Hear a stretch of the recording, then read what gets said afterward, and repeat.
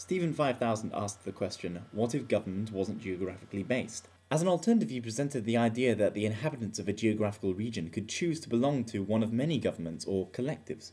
Of course, the option exists not to belong to such collective.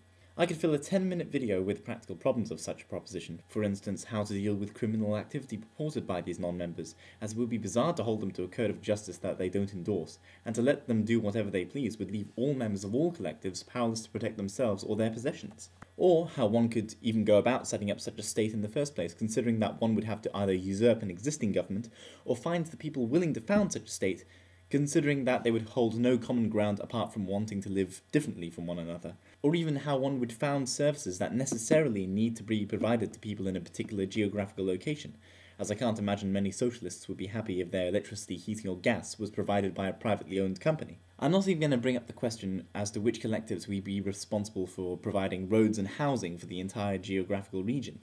As I only have a few seconds left, I'm going to state a theoretical problem. In order to address any of the above concerns, some of which you actually do attempt to address in your video, you would need to set out a code of conduct of how collectives, companies and individuals can interact with one another. But hang on a second, what do we call such a code of conduct that governs these kind of entities? That's right, a constitution. In essence, in your efforts to get away from a single government, you'll need to create one. QED.